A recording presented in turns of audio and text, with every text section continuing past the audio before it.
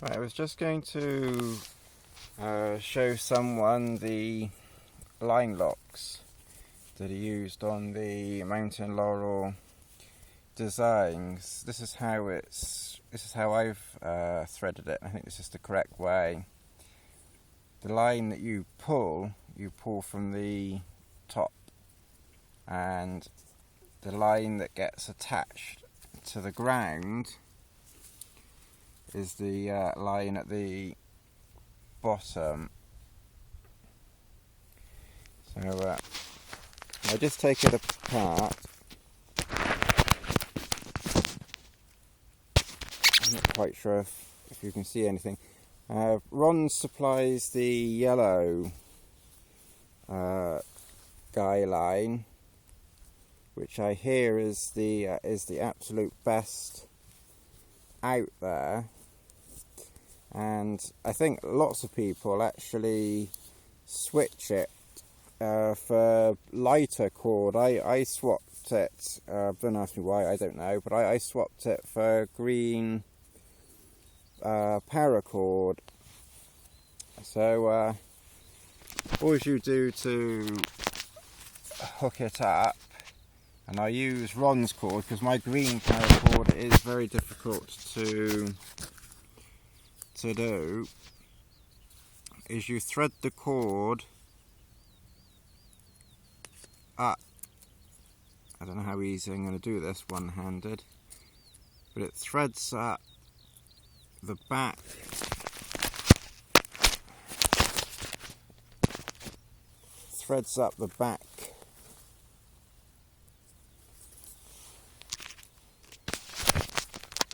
like that, so it comes out there, and then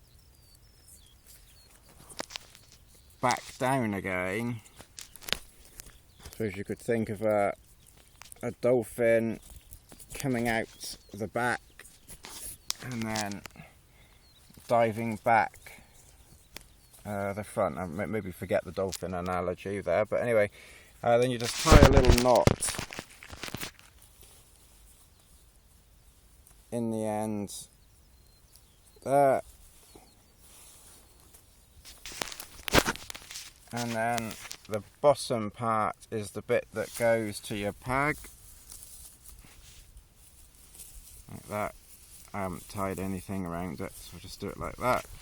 Just wrap it around, just stick my boot on it, and then to tighten it you just pull on the top, and then that pulls down and tightens it. So I hope that's just giving you a rough idea of that. I'll just keep this video going because there was a bit of talk on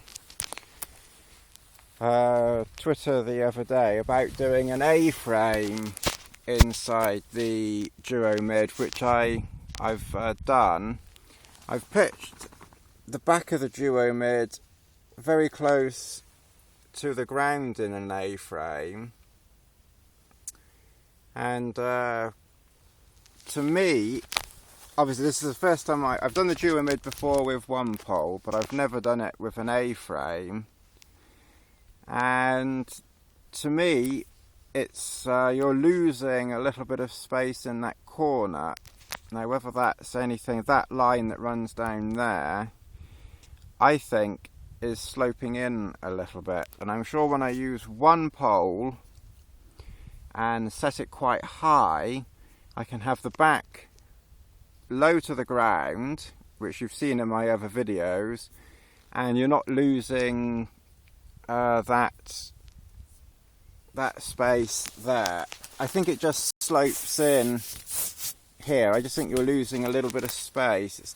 I don't think you can really tell on the video, but it's sort of concaving slightly inwards.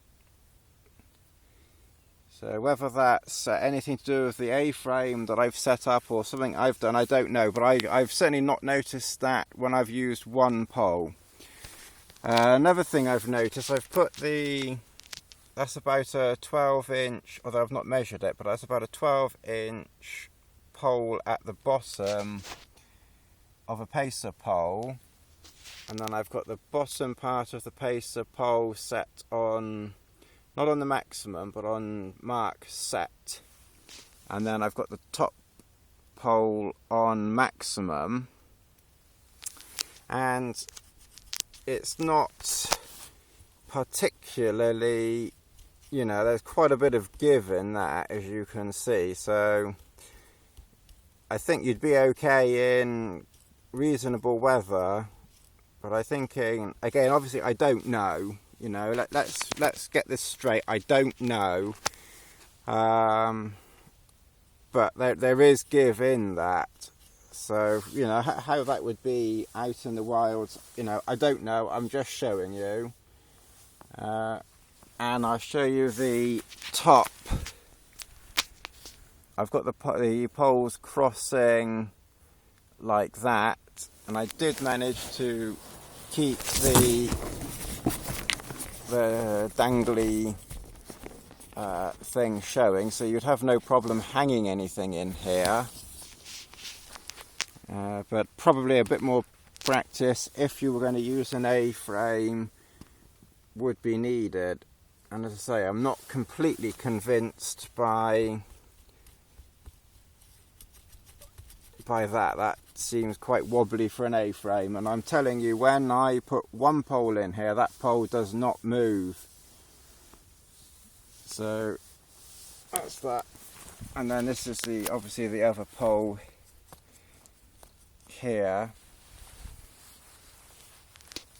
Another little thing that I've noticed with this A-frame is I get a little bit more slack on the sides here, which again, you know, when you check out my other videos when I pitch this, I don't get that either. So, you know, I'm probably just doing something odd this week, must be an off week, but you know, I just wanted to show those couple of things. So I think for the moment I'll be sticking with one pole inside there, but you know, it does show that it will work, but obviously it just needs a little bit more jiggery pokery.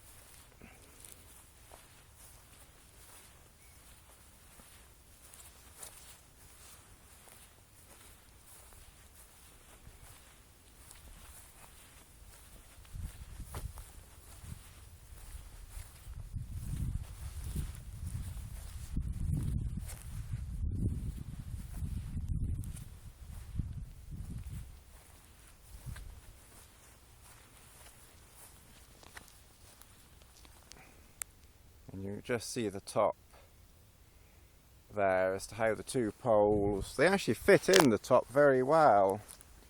One of my concerns was that they would be, you know, rubbing against the Cuban, but they're, you know, I can push and touch, but they're not rubbing against it, so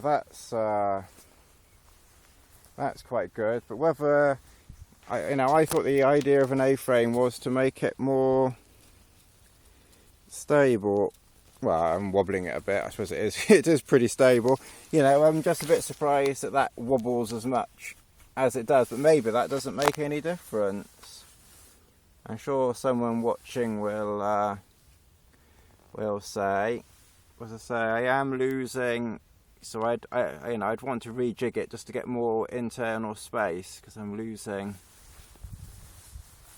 If you sort of look that angle there, that wall slopes quite dramatically, and I've not noticed that before with one pole, and of course that wall doesn't slope as much, and that wall at the back doesn't slope as much. So I've probably just done something wrong on that wall, because that to me definitely slopes inwards more than that. So I just thought I'd just share this with you, an A-frame in a Mountain Laurel Designs carbon fibre Duomid. We'll maybe try this configuration again. Until the next video.